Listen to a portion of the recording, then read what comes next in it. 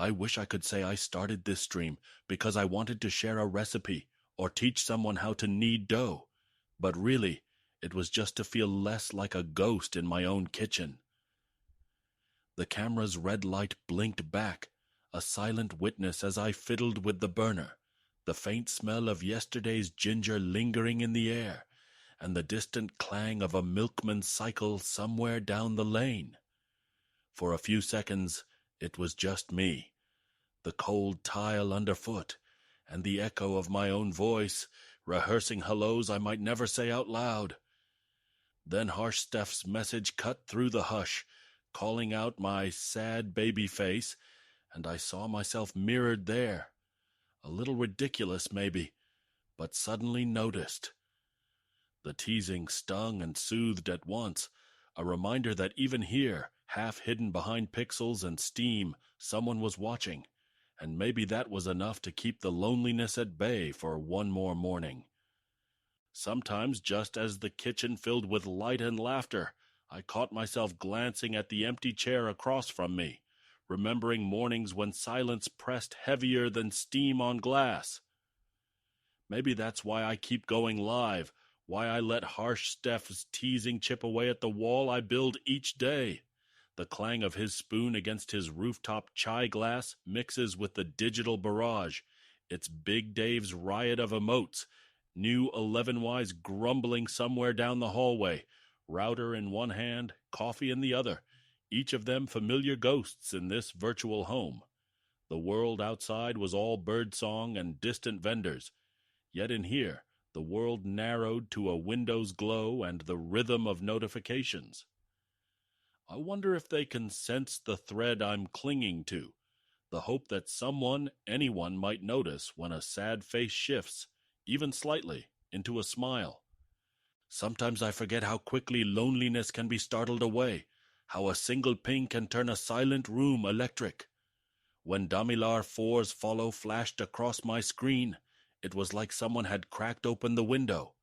The chat erupted, hearts and dhanyavads pouring in, Peepo India's constant warmth weaving with Harsh Steph's teasing and even the bot's eager gratitude.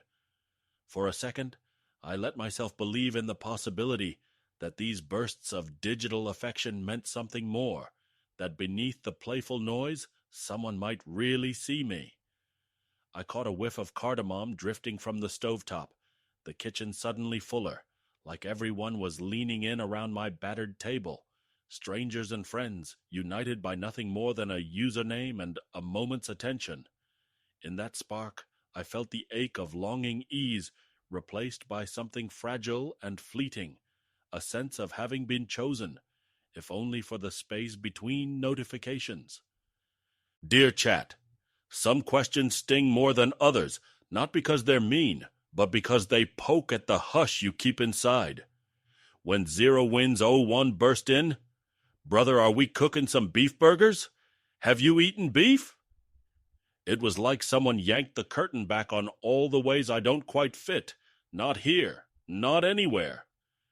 I could feel the eyes of my childhood, my Nani in her starched sari, the butcher's alley I was never supposed to cross, looming over my shoulder, along with the million opinions squabbling in chat, even as the kitchen filled with laughter, butter sizzling and potato masala humming on the stove.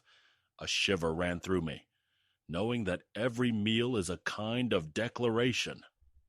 I typed slower than usual, wrestling with whether to laugh along or let slip some truer ache, caught between wanting to belong and wanting to say, I am more than this debate, and less sometimes than the warmth you offer. And then in the thick of it, Peepo India's gentle question, what are you cooking, though? Cut through the noise, a small light in the din.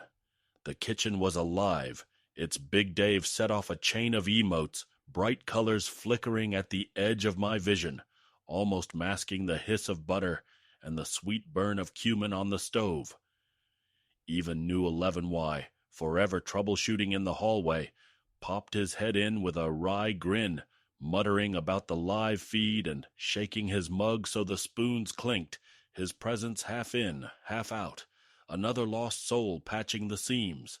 I felt their voices gather like steam against the window, each message a hand drumming on the glass, each joke and question a reminder.